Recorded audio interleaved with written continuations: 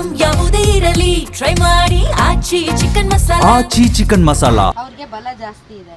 ಈಗ ವಿರೋಧ ಪಕ್ಷಗಳು ಎರಡೂ ಅವ್ರ ಪರವಾಗಿ ನಿಂತಿದ್ದಾರೆ. ಈಗ ಸ್ಪೀಡ್ ಅಲ್ಲಿ ಇದ್ದದ್ದು ಡಿ ಕೆ ಶಿವಕುಮಾರ್ ಅವರು 2 ತಿಂಗಳು ಹಾಲ್ಟ್ ಮಾಡ್ತೀವಿ ಅಂತ ಹೇಳಿದ್ದಾರೆ. ಸೊ ಇದರಿಂದ ನಿಮಗೆ ಮುಂದಿನ ದಿನಗಳಲ್ಲಿ ಇದಾಗುತ್ತಾ ಆಗಲ್ವಾ ಅನ್ನೋ ಭಯ ಇದೆಯಾ ಅಥವಾ ಹೆಂಗೆ ಅಂತ? ನಮ್ಗೇನವಾ 15 ವರ್ಷ ಆಗೋಯ್ತು ಕಣವ ಪಾಳು ಬಿದ್ದಿ. ಹೆಂಗೂ ನೀವು ಪಿಂಚನ್ ಕೊಡ್ತೀರಿ, ಅಕ್ಕಿ ಕೊಡ್ತೀರಿ, ಜೀವನ ಮಾಡ್ತೀವಿ.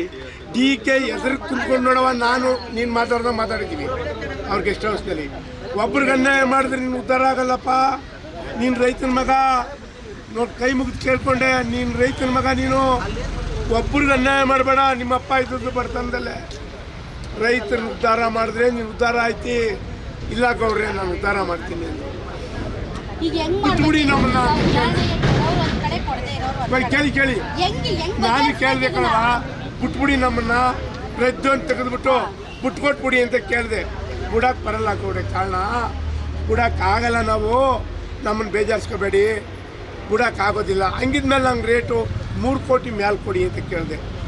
ನಾನು ಮಾತಾಡಿರೋದು ನಿಮ್ಮ ಚಾನಲಲ್ಲಿ ಇಲ್ಲ, ನಾನು ಮಾತಾಡಿದ್ದೀನಿ. 150 ಜನ ಇಲ್ಲಿ ಕೂತಿದ್ರು, ನನ್ನೇ ಕೇಳಿದ್ರು ಎಲ್ಲ. ನಾನು ಕೇಳಿದೆ, ಧರ್ಮ ಕರ್ಮ ದೇವ್ರ ಕೈ ಮುಗಿದು ಬಂದಿದ್ದೀನಿ. ನೀನು ಒಳ್ಳೇದು ಮಾಡಬೇಕಪ್ಪ, ಒಳ್ಳೇದು ಮಾಡಬೇಕು. ಕುಮಾರಸ್ವಾಮಿ ತಂದೆನೂ ಚೀಫ್ ಮಿನಿಸ್ಟರ್ ಮಾಡ್ದೋ, ಪ್ರಧಾನಿ ಮಾಡ್ದೋ 40 ವರ್ಷದಿಂದ. ನೀನು ಇವಾಗ ಬಂದಿದ್ದೀನಿ, ನಾವು ಅವಪ್ಪಕ್ಕೆ ಸೇರಿದ್ದವ್ರಮ್ಮ. ನಾನು 3 ತಿಂಗಳಿಂದ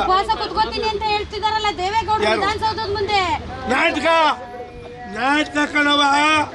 ರೆಡ್ ಜೂನ್ ಯಾಕೆ ತೆಗೆದುಕೊಡ್ಲಿಲ್ಲ ಅವತ್ತು ನಮಗೆ ಕೇಳ್ಕೊಂಡಿನ.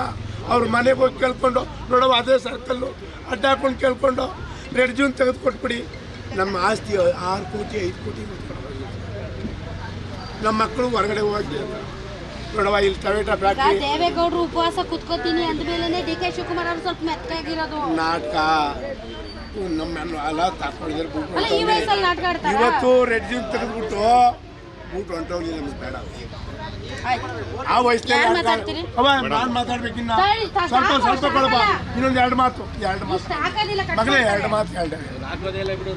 ಅಶೋಕ್, ನೀನು ಊರಿಗೆ ಬಂದ ಮನುಷ್ಯ, ಹಾರನ್ನು ಹಾಕ್ಕೊಂಡು ಬಂದು ಮನೆ ಹತ್ರ ಹೋಗ್ಬಿಟ್ಟು ಹೊಡೆದಿರೋರಿಗೆ ಸಾಂತ್ಕಾರ ಹೇಳಿ ಹೊಡೆದಿರೋರು ಅವರು.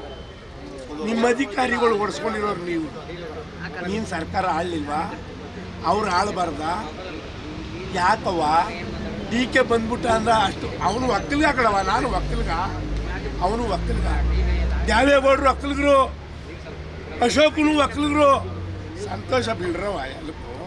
ನಮಸ್ಕಾರ ಕಡವ. ಯಾರು ಮಾತಾಡ್ತೀರಿ? ಹೆಣ್ಮಕ್ಳು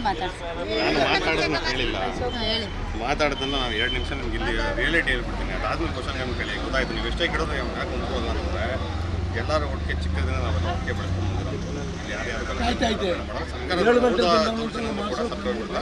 ನಮ್ಮ ಒಂದು ಬೇಡಿಕೆ ಕೂಡ ಇದೇನಂತಂದ್ರೆ, ಈಗ ನಾವು ಎಲ್ಲ ಯೋಚನೆ ಮಾಡಬೇಕಾಗಿರೋದು ದೇಶದ ಅಭಿವೃದ್ಧಿ ಅಂತ ಬಂದಾಗ ನೀವೇ ಆಗಲಿ ನಾನೇ ಮುಂದಿನ ಫ್ಯೂಚರ್ಗೆ ಯಾವುದು ಅನುಕೂಲ ಆಗ್ತದೋ ಅದ್ರ ಮುಖಾಂತರ ಈ ಜಾಗದಲ್ಲಿ, ಪರ್ಟಿಕ್ಯುಲರ್ ಈ ಜಾಗದಲ್ಲಿ ಯಾಕೆ ಹೇಳ್ತಾ ಇದ್ದಾರೆ, ಒಬ್ಬ ರೈತನ, ದೇಶದ ಬೆನ್ನೆಲುಬು ರೈತ ಅಂತ ಹೇಳಿದ್ರೆ ಸತ್ಯನೇ ಅದು. ಬಟ್ ಇವತ್ತು ಈ ಸಿಚುವೇಶನ್ಗೆ ಎಲ್ಲ ಸುತ್ತಮುತ್ತ ಇಂಡಸ್ಟ್ರಿಯಲ್ ಆಗಿ ಇವೆಲ್ಲ ನೋಡ್ಕೊಂಡು ಬರ್ತಾ ಇದ್ದಾರಲ್ವಾ, ಇಲ್ಲಿ ಪರಿಸ್ಥಿತಿಗಳು ಏನಾಗಿದೆ ಹಿಂದೆಯಿಂದ 15 ವರ್ಷ ಮುಂದೆ ಏನಾಗುತ್ತೆ ಅಂತ ಅದನ್ನು ತಲೆ ಹಿಡ್ಕೊಂಡು ಮಾತಾಡಬೇಕು. ಬಟ್ ಬೇರೆ ಎಲ್ಲ ರೈತರನ್ನು ತೊಗೊಂಡಾಗ ಅದಕ್ಕೆ ಯಾರು ಆನ್ಸರ್ ಮಾಡೋದಕ್ಕಾಗಲ್ಲ. ಇವತ್ತಿನ ಪರಿಸ್ಥಿತಿಗಳಲ್ಲಿ ಎಷ್ಟು ಜನ ಸಾಯ್ತಾ ಇದ್ದಾರೆ. ಇಲ್ಲಿ ರೆಜ್ಜು ಯಾವ ಥರ ಮುಂದೆ ಇಂಡಸ್ಟ್ರಿಯಲ್ ಅಂತ ಹೇಳ್ತಾರಲ್ವಾ, ಅದ್ರ ರೆಜ್ಜು ಅಂತ ತೆಗೆದುಕೊಂಡು ಇಂಡಸ್ಟ್ರಿಯಲ್ ಆಗಿ ಲೇಔಟ್ಗಳಾಗಿ ಇದಾಗಿ ಒಂದು ಇವ್ರು ತೊಗೊಂಡು ಗೌರ್ಮೆಂಟ್ ತೊಗೊಂಡಾಗ ನಾವು ಏನೋ ಇಂಪ್ಲಿಮೆಂಟ್ ಮಾಡೋಕ್ಕಾಗಲ್ಲ. ನೀವು ಗೌರ್ಮೆಂಟೇ ನಂಬಿಲ್ಲ ಅಂತಂದ್ರೆ ಯಾವ ಪ್ರೈವೇಟನ್ನು ನಂಬ್ತೀರಾ? ಬನ್ನಿ ಕೇಳಿ. ಬೇಡ, ಹೆಣ್ಮಕ್ಳು ಬೇಡ, ಒಬ್ಬರನ್ನಾದ್ರೂ ಮಾತಾಡ್ಸಿ. ನಾ ಏನು ಕ್ವಶನ್ ಕೇಳಲ್ಲ ಅವ್ರಿಗೆ.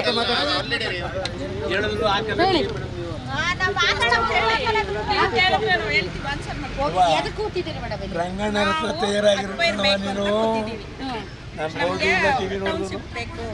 ನಮಗೆ ಟೌನ್ಶಿಪ್ ಆದರೆ ತುಂಬ ಅನುಕೂಲ ಆಗುತ್ತೆ. ಯಾಕೆಂದರೆ ನಮಗೆ ಈ ಬೈರಮಂಗಲ ಕೆರೆ ಕೊಳಚೆ ನೀರಿಂದ ನಾವು ವ್ಯವಸಾಯ ಮಾಡೋಕ್ಕಾಗಲ್ಲ.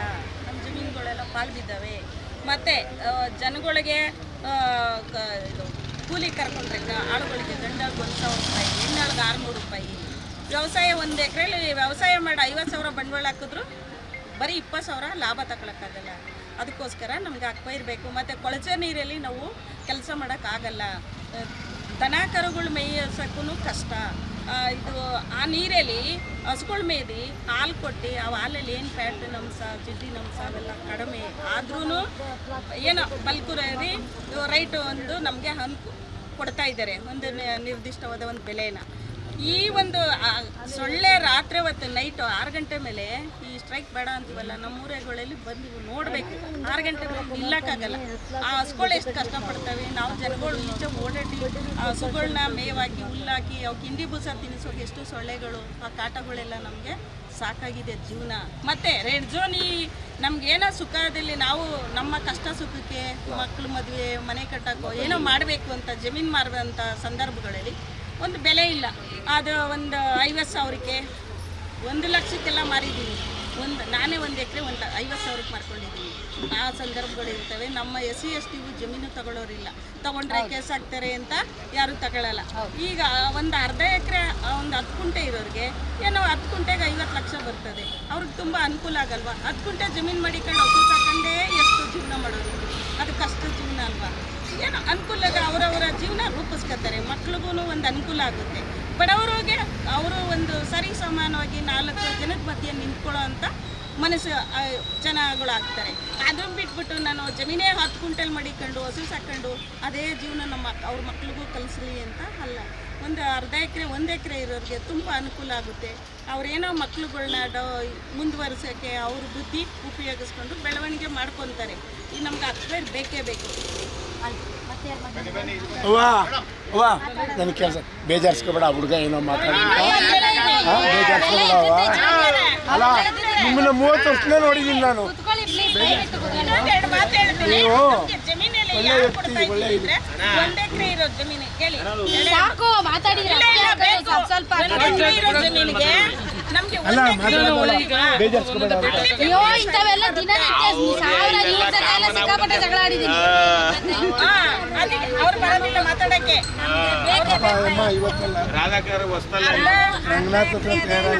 ಬೆಂಗಳೂರು ಬಿಟ್ಬಿಟ್ಟವ್ರೆ.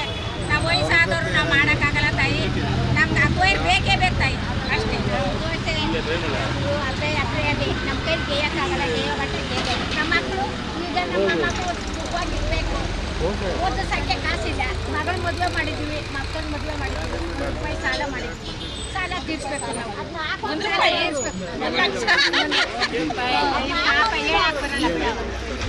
ಹೆಂಗೋ ಅಷ್ಟೇ ಹೇಳಿ ಬರಲ್ಲ. ನನಗೆ 70 ವರ್ಷ, ನನಗೆ 60 ವರ್ಷ. ನಾವು 3 ಜನಕ್ಕೆ ಮಕ್ಕಳು ಮದುವೆ ಮಾಡಿದ್ದೀವಿ.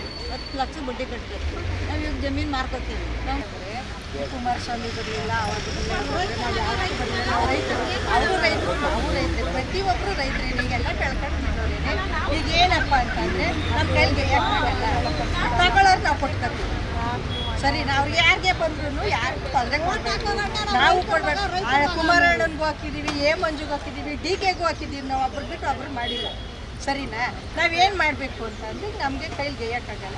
ವ್ಯವಸಾಯ ಮಾಡೋರು ಯಾರಿಲ್ಲ. ಈಗ ನಮ್ಮವು ಎಷ್ಟವ ಅಷ್ಟು ನಾವು ಮಾರ್ಕೊಂಡು ನಾವು ಇರೋ ಗಂಟೆ ತಿನ್ನಬೇಕು, ಮಕ್ಕಳು ಚೆನ್ನಾಗಿ